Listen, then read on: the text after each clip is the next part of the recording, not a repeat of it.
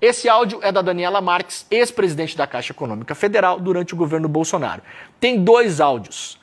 Um áudio ela vai explicar que eles tentaram durante o governo Bolsonaro vender uma estatal brasileira, e eu vou explicar que estatal que é, uma estatal muito pouco conhecida, e vocês vão entender por que é que ela fala nessa estatal e por que é que eu vou trazer essa estatal aqui.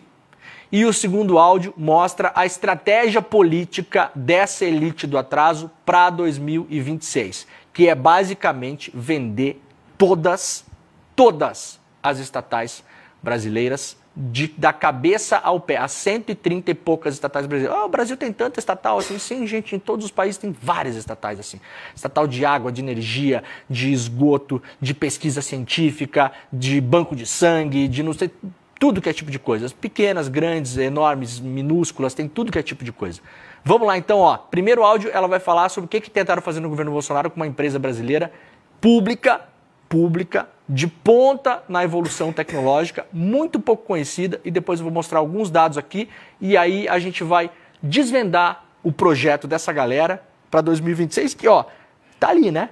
Tá ali. Então, se você quiser saber o que pensa a elite do atraso, onde o pessoal do dinheiro vai apostar a eleição de 26 e o que acontece caso essa gente ganhe a eleição, tá tudo aqui nesse áudio de pouco mais de 1 minuto. Presta atenção nesse áudio, vamos lá. E eu vivi o processo do que foi, por exemplo, a gente tentou fechar a Ceitec, que é a empresa do chip do boi, 1 ano e meio correndo atrás aqui, agora vai no TCU, agora vai no Bloco J, agora vai lá no Supremo, você fica correndo, e depois de 1 ano e meio que a gente conseguiu fechar a Ceitec, que é uma estatal para produzir chip de boi, consumindo quase 200 milhões de reais por ano, mais já, né? 300 milhões de reais por ano de verba pública. Depois de 1 ano e meio, a gente conseguiu fechar, houve um recurso no TCU e eles já conseguiram reabrir. Me parece mais fácil reabrir do que fechar uma estatal.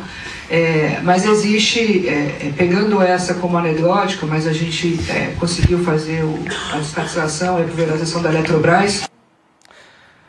William, sabe o que é a Ceitec? Veja como ela fala, né? Veja a maneira como é colocado, isso é importante. Roberta, nós corremos em todos os lugares em Brasília para fechar a Ceitec, que é a empresa que faz, e aí fala pejorativamente, o chip do boi. Chip do boi. O que é o chip do boi? E aí essa empresa, veja que absurdo, Rô, ela consome 300 milhões de reais por ano do orçamento brasileiro. Então é óbvio, né, Roberta, que a gente tem que fechar esse negócio, gente. Pô, 300 milhões de reais por ano, a gente pode fazer o quê? Construir casa para as pessoas, né? Melhorar uma UPA, comprar ambulância, né? Então, é óbvio que se você escuta isso aqui, parece evidente a maneira como está colocada. O problema é o seguinte, meus amados e minhas amadas, nesta sexta-feira de meu Deus, a Ceitec é uma empresa que produz o que durante a pandemia convencionou-se chamar de guerra dos chips. E que ontem o Trump deu especial atenção para isso, aliás, citou o nome de empresas nessa guerra dos chips. Lembra, Rô, que na pandemia não tinha carro para vender no Brasil? Porque não é porque faltava pneu, não é porque faltava gasolina, aço, faltava microchip. O Brasil tem uma estatal que produz microchip. Centro de Inovação e Tecnologia. Que fica no Rio Grande do Sul. Muita gente não sabe disso. Uma empresa que foi montada, veja, como política de Estado, com uma ideia que surgiu no final do governo Fernando Henrique, finalmente foi montada em 2008, colocada em pé e começou a fazer produção de chip. Era até então, e talvez hoje seja uma das únicas, chamada Salas Limpas da América Latina, que é um lugar extremamente custoso onde você produz microchips que estão na fronteira tecnológica. Esse chip do boi que ela falou, pejorativamente, Rô, sabe o que é isso aí? Você falou no começo aqui, acordo União Europeia-Mercosul, União Europeia-Mercosul talvez saia do papel. Sabe o que prevê esse acordo? A União Europeia não compra mais carne brasileira de área de desmatamento. E aí vamos supor o seguinte, chega um pedaço de carne num prato de um italiano, num restaurante de carne, lá em Roma. Como é que ele vai saber que aquele pedaço de carne foi produzido de boi que está pisando em área de desmatamento na Amazônia? Porque o gado precisa ser rastreado no Brasil. Como é que faz o rastreamento? Com o chip que foi produzido na Ceitec. Você chipa, cada boi tem um chip. Isso é produzido por uma estatal brasileira. Sabe aquele negocinho que fica no seu carro, aquele adesivinho para você passar em pedágio? Ceitec. Produzido por uma estatal brasileira. Sabe o chipzinho que fica no seu passaporte? No seu passaporte tem um chip hoje. A CEITEC produziu. Aquele do cartão de crédito também é da CEITEC? Todos esses chips, essas tecnologias, são tecnologias que disputam um mercado médio. Sabe o DeepSeek da China? Sabe o tipo... Porque veja só, você tem hoje uma fronteira tecnológica de chips muito avançados, né?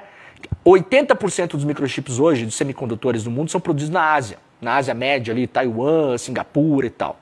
É por isso que os Estados Unidos estão desesperados, gente. Isso aí é o que manda inteligência artificial. Sabe as fotinhas do Ghibli Studio, tá todo mundo fazendo? Só roda com esse tipo de coisa, gente. É isso. Essa é a fronteira tecnológica. Carro elétrico, satélite, transição energética. Então, assim, vai desde o adesivinho para passar no pedágio até a nova tecnologia para descarbonização que vai ter que usar para a transição energética agora. Tudo isso, existe uma fronteira tecnológica, que são os chips muito avançados, só que existe um mercado intermediário de chips que não são tão avançados assim, mas que, por exemplo, causaram uma revolução no mundo meses atrás com o DeepSeek, o concorrente do ChatGPT. O DeepSeek não precisou dos chips da fronteira tecnológica. O DeepSeek poderia ser rodado com microchips que podem ser produzidos na CEITEC, aqui no Brasil, uma estatal brasileira.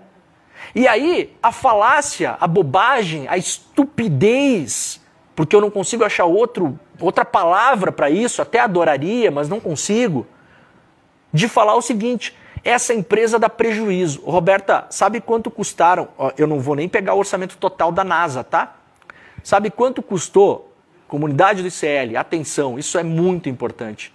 Sabe quanto custou só o programa Apollo da NASA para lançar as naves da Apollo? Não a NASA inteira, gente, o programa Apollo.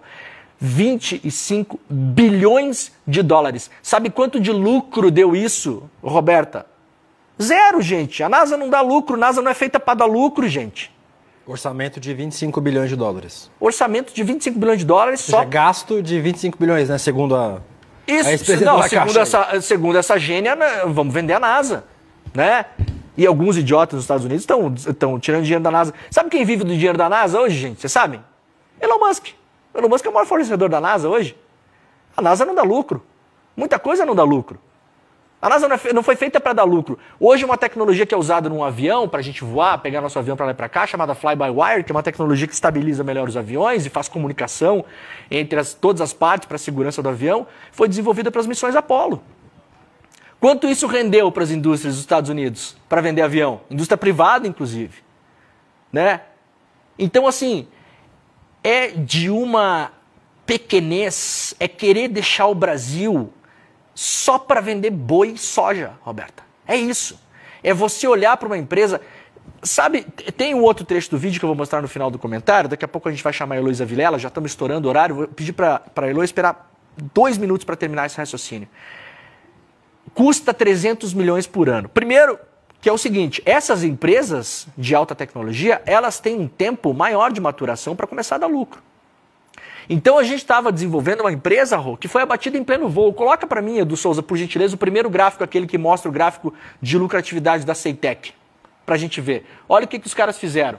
Isso aqui, Rô, olha só, a CEITEC começou a operar em 2008, certo? Isso aqui foi me mandado pelo Adão Vilaverde, que é professor do Tecnopuc e professor desse assunto aqui, já foi secretário de Ciência e Tecnologia, entende muito da história, eu falei com ele ontem. Ela foi fundada em 2008 e ela vinha subindo a receita dela. Olha aqui, ó, em 2024, portanto no ano passado, ela já começaria a dar lucro, viu, doutora da Caixa Econômica, se o problema é dar lucro. Se a empresinha lá tem que dar lucro ou ela não pode ser um hub para gerar tecnologia, para fazer o Brasil começar a avançar para a fronteira tecnológica, em vez de ficar vendendo galinha. Em vez de ficar vendendo ração para porco para a China. Que é isso que essa galera quer. E manter juro alto para ficar especulando na bolsa e ganhando com tesouro. Ponto final. Não quer que o Brasil seja um país avançado. Olha aqui, Rô, ela ia dar lucro. O que é que fez o governo Bolsonaro lá entre 20 e 21? Tirou todo o dinheiro da empresa e colocou ela para ser vendida. Abateu a CEITEC em pleno voo. Em pleno voo, Roberta. 2, 3 anos depois ela ia começar a passar a linha vermelha e dar lucro. Ia começar a ser uma empresa lucrativa em si e fora o espalhamento tecnológico que ela ia fazer. Esse gráfico em cinza mostra o lucro bruto, né? Isso aqui é, olha, isso aqui é o lucro bruto, isso aqui ia ser a receita, o lucro bruto ia chegar em 2024. A receita estava subindo. A CEITEC vendeu mais de 160 milhões de chips e outros produtos produzidos ali no Rio Grande do Sul. os uruguaios, os argentinos, todo mundo querendo o chip do boi. Esse é o projeto.